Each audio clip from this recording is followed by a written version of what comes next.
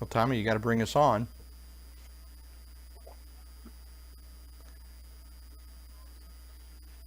Yep, start with there, but you got to bring it to us somewhere. That's when I start talking. Welcome, guys. Hiya, Debbie. Hiya, Rick. It's good to see you guys on. Good to have you. There they are. There you see. We got you. Welcome to another Light for the Journey. We're glad that you guys are here tonight. We have actually just kind of a whole different change up for Tim. You've been on with us before. With me, my co-host is Tim. He'll have some fun questions. We'll also have another guest with us coming in to us from Akron, Ohio, and she'll be talking and sharing with us. Her name is Hannah, and I'll introduce her more in a minute. But I would just like to explain what's going on here with our camera switcher all the way in Alabama. Tommy Willis, who normally is on with us, he's on with us. He is on with us tonight, and he is switching our cameras for us. Tommy, are you paying attention? Because you got Tim over there. And Pastor's doing all the talking so far. And I'm doing all the talking. Okay. Well, we will be patient with you. Tommy is our production manager. How's that for a title, Tommy? And I forget that they can't hear him. Should we say our well-compensated production manager? Our well-compensated production manager. Not necessarily in U.S. dollars. Yeah. Tommy, you're going to get a raise after this, okay? So do a great job. We'll double your money. Yeah, we're going to double your money. The things we do for the Lord. Amen. Mm-hmm. Well, and tonight the title of Tommy, you've got to put that in chat for everybody else to hear, okay? He's switching us out of the chat mode. What are we going to do with this guy? Anyhow, this is his debut, and he is trying to figure out how to run this thing from Alabama. He hails us from Alabama. I forget what city he lives in, but we welcome Tommy as well, and glad that he is doing this for us. And Tim, thanks for filling in for Terry. You always bring something neat to the show. Tommy, if you will go to that 3 view, we'll get a peek at our guest, Hannah. He's got lag. While he's doing it. Tonight, the subject is doing life with Jesus no matter what. And I'm still waiting. There's a lot of lag. Oh my goodness. There she is. Hiya, Hannah. Welcome to the show. Glad you could join us. Glad you could. Hannah is one of my best friend's daughter. I was able to have the privilege of my life to sort of, from a distance, most of the time, watch her grow up from afar. Beautiful young lady, obviously, 21 years old, right? I got that right, Hannah. I tried to make you younger than you were. Yes. Hannah's going to share her testimony with us, but what I'd love to share with our viewers is that Hannah follows Jesus, and Hannah has a disability. She has cerebral palsy. I don't know if you guys know much about that. I'm not going to steal her thunder. She'll probably share that with you. But as you've seen that picture of her, I've never known Hannah without a smile. And Hannah has this unique gift from God that brightens up every room. Hannah, I saw your pajamas. You did it. Sorry. But anyhow, she brightens up any room she's in, and she's got a unique testimony. And I think at this time, Hannah, because you said that you would like to get that part over, why don't you? Yes. I'm just going to turn this over to you, darling. Talk to us about doing life with Jesus no matter what. So talk to us. Okay. You got to look at us. Got to look at the camera, dear. I'm sorry, I'm just not used to this. Okay. I know. But, okay, so I grew up in the home and I have okay, duh, I grew up in a home, but I have cerebral palsy, like Pastor Carl said, Yes. and it like affects my fine motor skills, and I can't like if I pick up something like I shake really bad, and it's hard. And he said I only have 7 to 8 minutes, so here we go.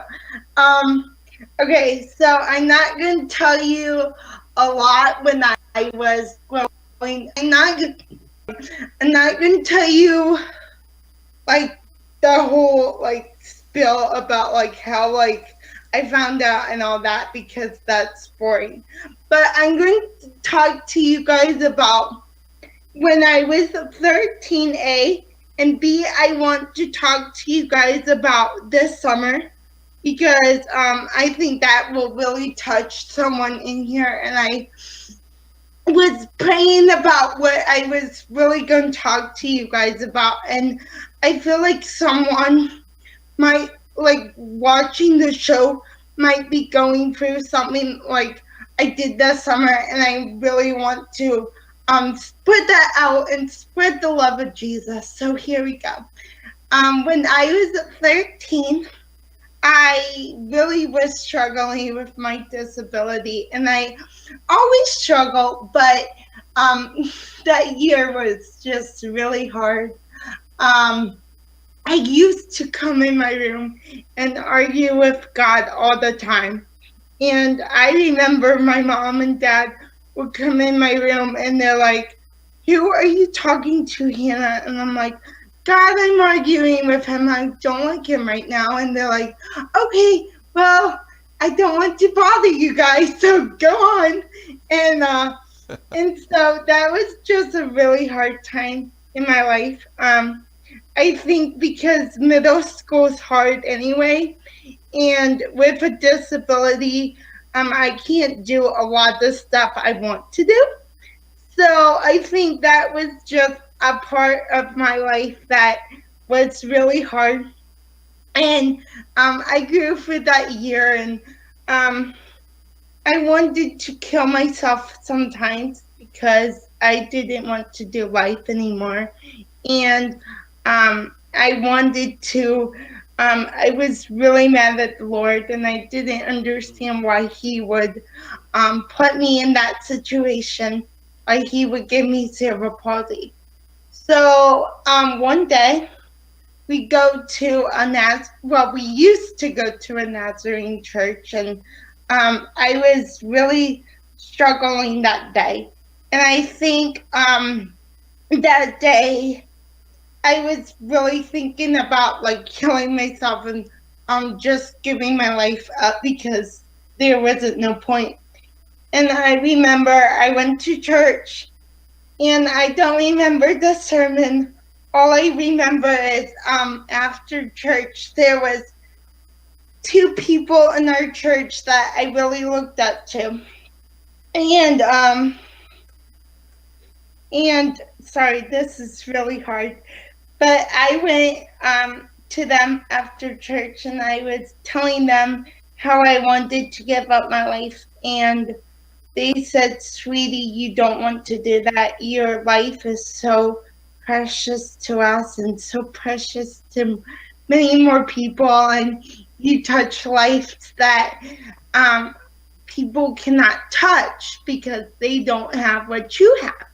And so I think if I didn't have that talk with them, I think I would have ended up giving my life up that day because it was just getting like outrageously just very stressful and very I don't know, very what's the word?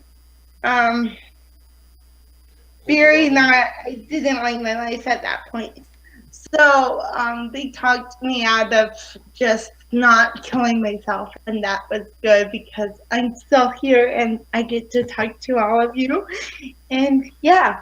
And so that was a 13 experience. And when I went back to church and like I gave a testimony, I said, if Jesus can die on the cross for me, and just all that pain, I feel like I can do this for him. It might not be easy, but somehow I'm going to make it work. And that was really the thing that I really wanted to talk to you guys about. Well, one of the things, but I just want to let you know, like, whatever you're going through, that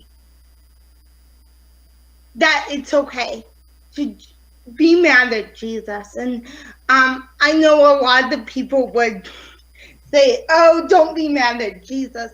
But yes, you're allowed to be mad, and you're allowed to be upset, and you're allowed to have questions. And I have questions all the time, and I still wonder why I got this disability. But I feel like it's for God's glory, and God's using it in such a way.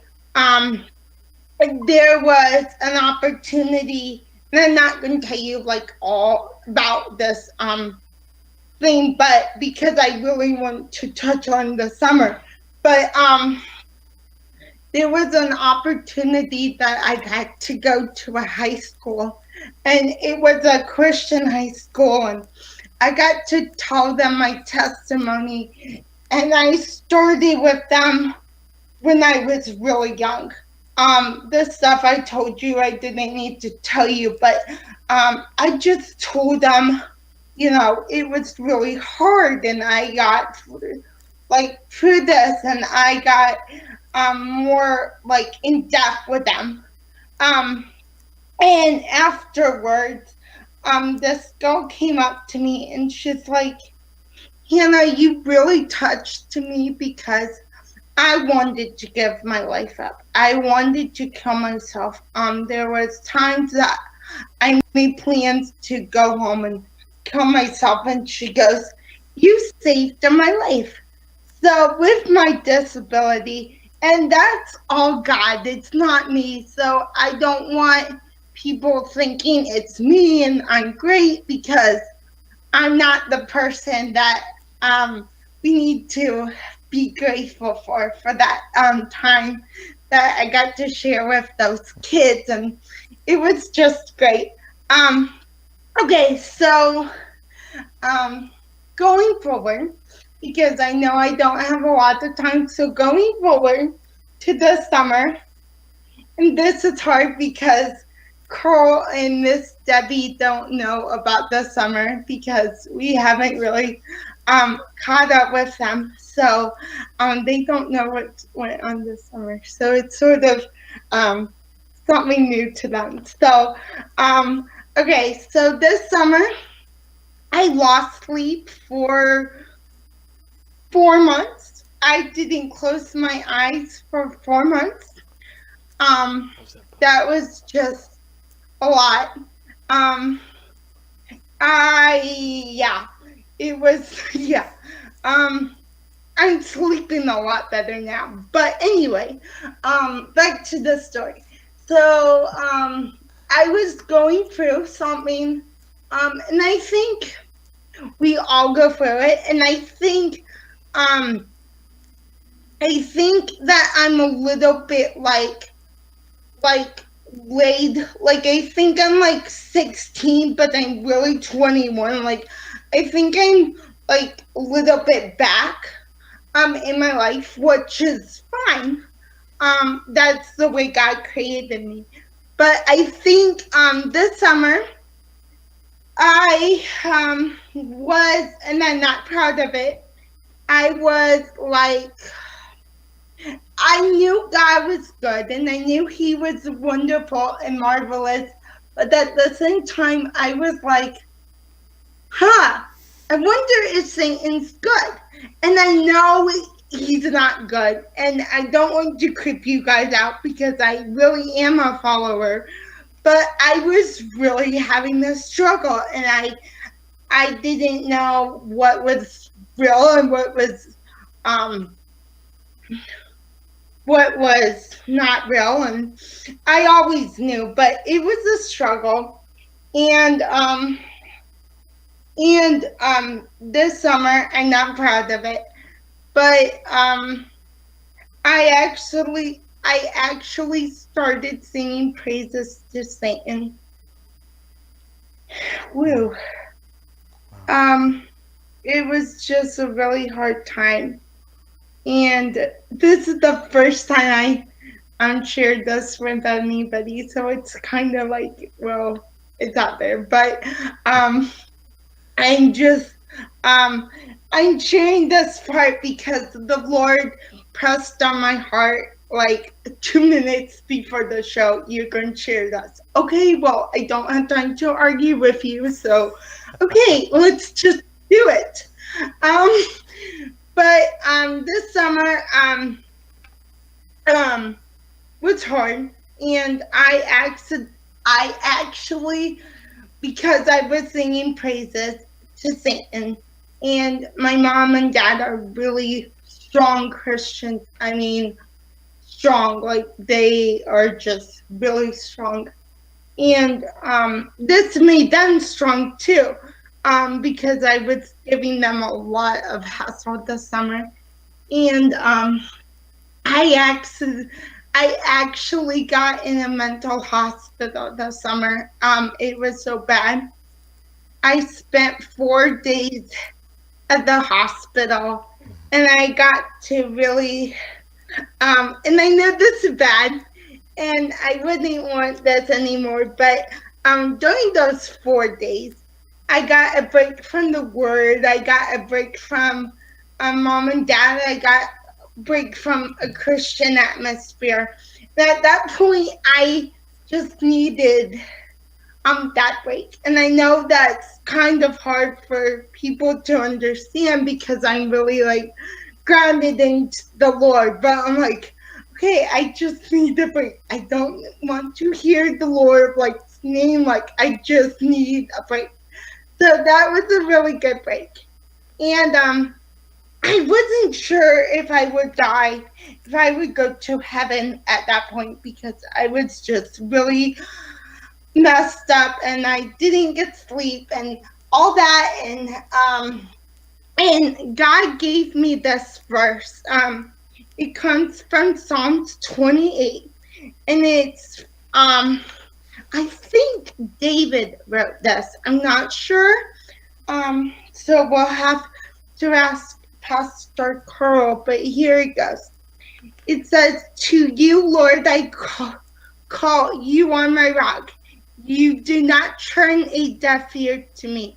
For if I remain silent, I will be like those who go into the pit. Hear my cry for mercy as I cry to you for help. I lift my hands towards the holy place. Do not drag me away from the wicked." Okay, that doesn't make sense. Hold on. "Do not drag me away from the wicked, with those who do evil. You speak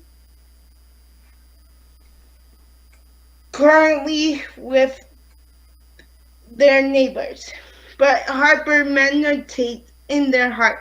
Reply for their deeds and for their evil works. Reply for what they hands have done, and bring back to them what they deserve, because they have no regrets for no deeds of the Lord in what his hand has done. He will tear them down and never build them up again. Praise be to the Lord, for he has heard my cry for mercy." The Lord is my strength and my shelter. My heart trusts in him, and he will help me.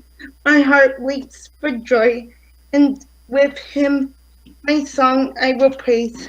The Lord is my strength, and he's his people, a fortress of salvation for his anointed one. Save your people and bless the, okay, I don't know that word, by the shepherd, and carry them forever. And I just felt like the Lord gave me that when I was struggling. And I think what was really at that point stood out to me was I will be like those who go down into the pit.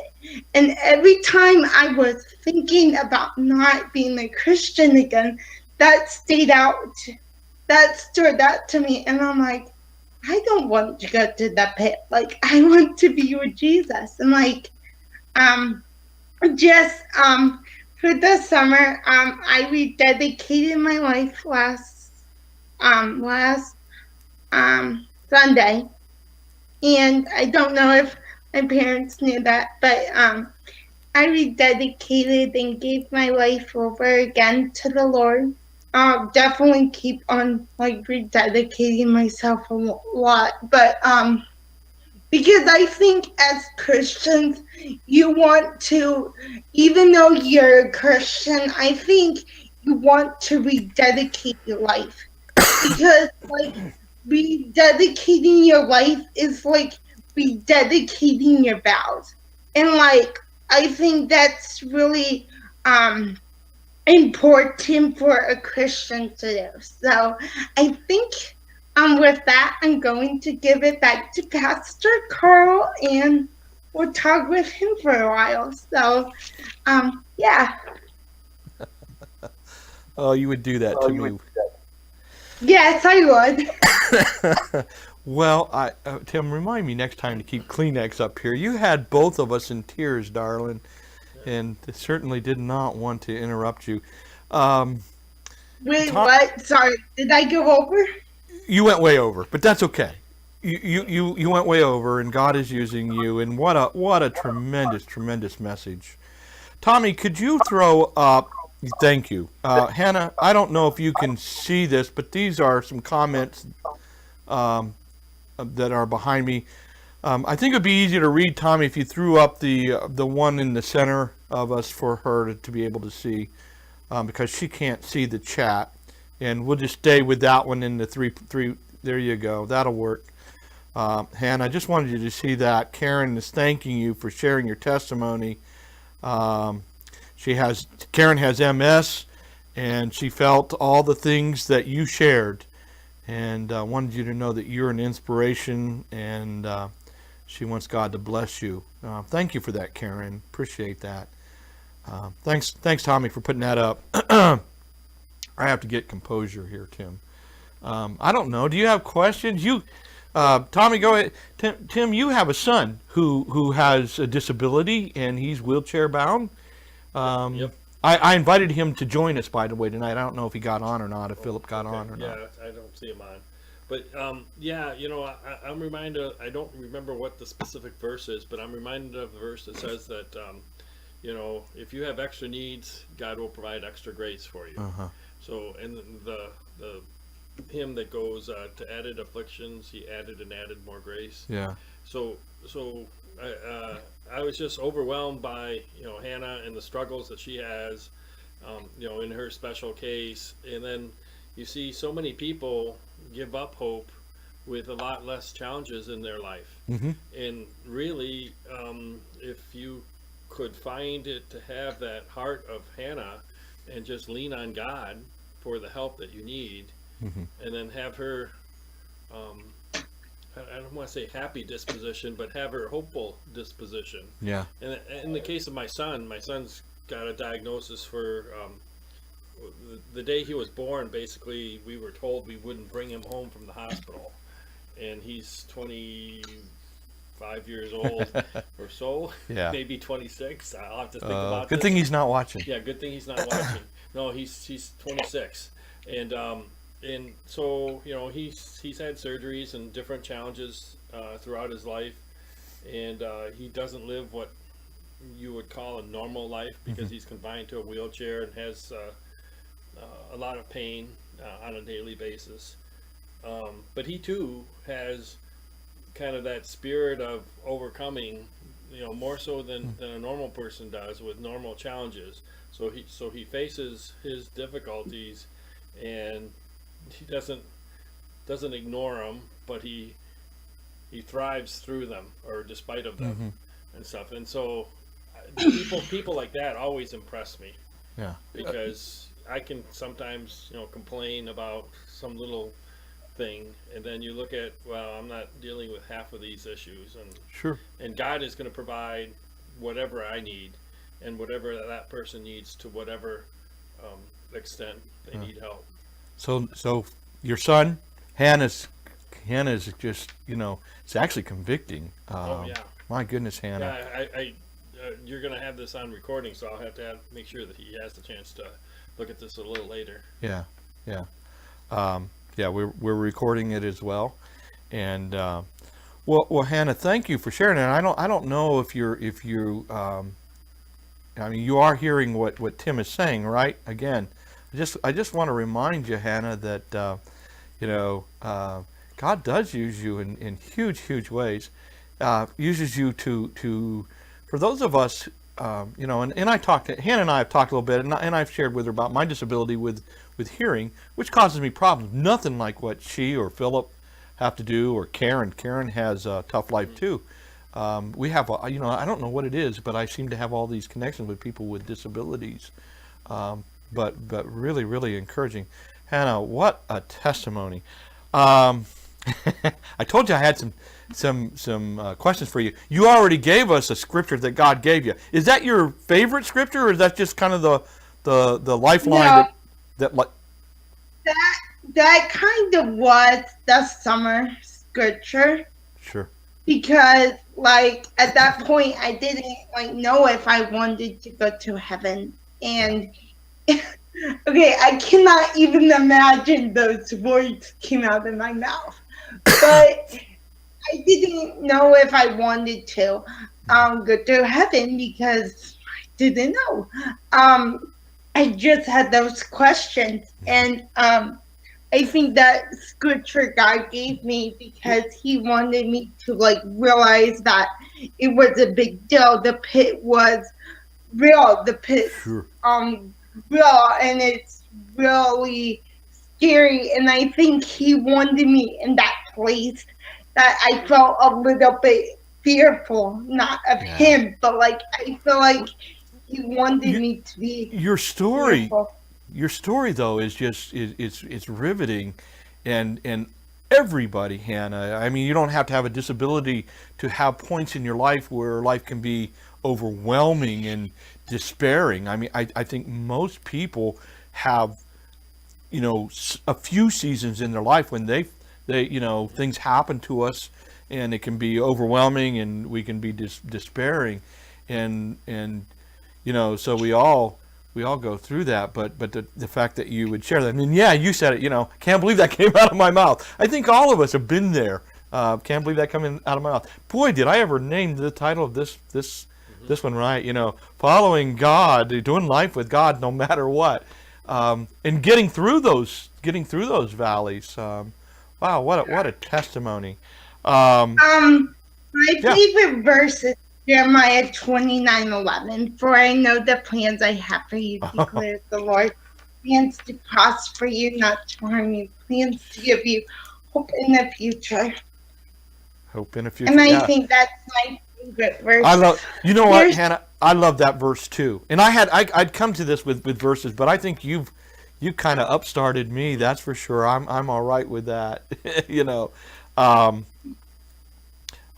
She walked away. I'm guessing you're still listening, right? Sorry. Yes, I'm sorry. I had to put my drink down. Okay, now I'm back. Okay.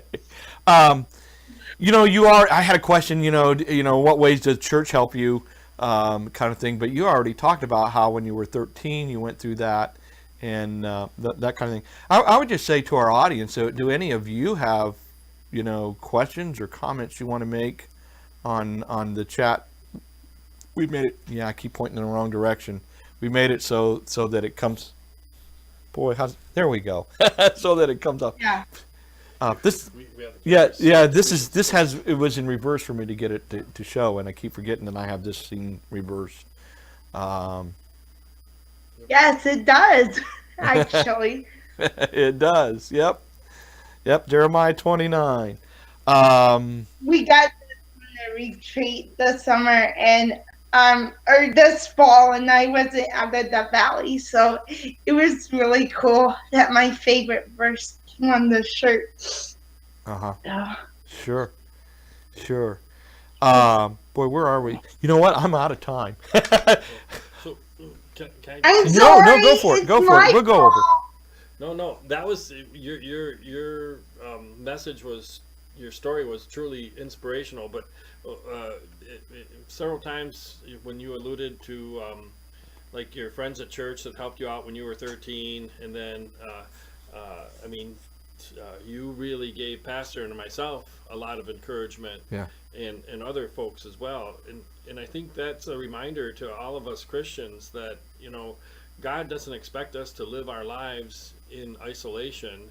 We're here living amongst other people, Christians and non-Christians, and the hope and the enthusiasm and the blessings that we get from God, we're supposed to be passing those along to those around us.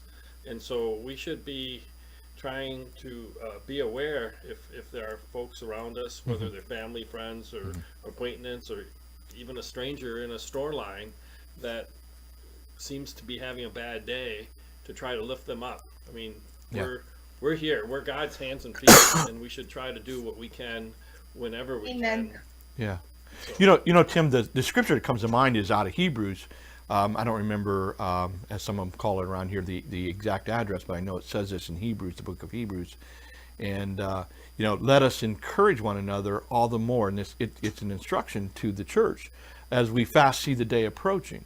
That exactly what you're saying, exactly what Hannah did tonight. My goodness, she stole the show. Yeah. That's okay. That's great. Yep. And Hannah, Karen's got a comment here that, Yes, yeah, what I would say to Karen, if you're still on, what I would say to you, don't lose your faith. You will lose your mind if you lose your faith. And that's for sure. I can testify to that this summer.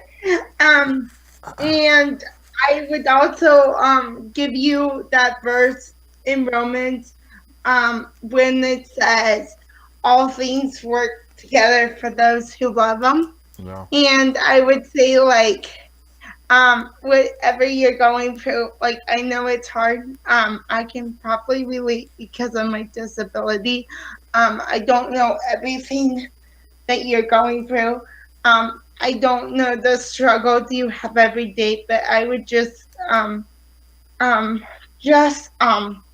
I would just recommend to stay in your scripture and stay in the Bible and stay connected to a church and stay connected with God through prayer. And I would just lay it at His feet because there's nothing we can do about our disabilities and our struggles. And I know that's really mean to say, but it's true. And I feel like we just need to lay it down at God's feet and He'll take care of it. And ultimately at the end, we'll have new bodies in heaven. So how cool would that be? So That's a good reason, Hannah, to not want to miss on heaven, because you do get a new body, and one day, Hannah, this is all cured. And just so you know, Hannah, as Karen, and you're a regular on our show in the chat room, people have now gotten to know you. But Karen and Rick are kind of part of our church through the website because they can't get out, and so we stream our morning worship, and they're here with us in this ministry too. Yeah, God bless you, Karen. Isn't she a gracious spirit? Just encouraging. Well, you know what? I try to keep this within 30 minutes. It's 35 minutes long now, because I want YouTube watchers to watch it, and I know they won't watch anything longer than 30 minutes. So I'm gonna just put in a quick pitch for the church, but I want people to stay on in this post show, and we'll keep on talking. A lot I want to share, but we just won't do it in the recording, and I'll stop the recording here in just a minute. Not yet, Tommy. Let me give a pitch. If you're looking for a church, okay, you're in the Rochester area, we would enjoy having you worship with us. We're located at 410 28th Street. Thank you, Tommy. You got it up there. And our services start at 10. Our worship service starts at 10:30. We have life groups, three life groups at the time. One at 9:30 on Sunday morning, one at 9 o'clock on Friday, and one at 6:30 on Wednesday. And on Wednesday we have a children's ministries going on too, so that helps with families, and we do life together. Thanks for joining us. I think Hannah said it well. I'm not going to quote her perfectly, but if you just keep trusting in the Lord, and you tell him all about it, and even when it isn't, you aren't doing so well with it, and it's not your proudest moment, God loves you. He loves you more than you can know, and I think Hannah didn't say it, but I'll say it this way. He's big enough to take it. Hannah, wouldn't you agree with that?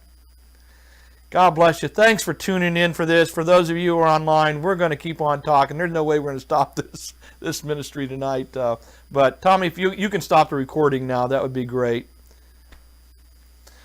And for those actually on YouTube.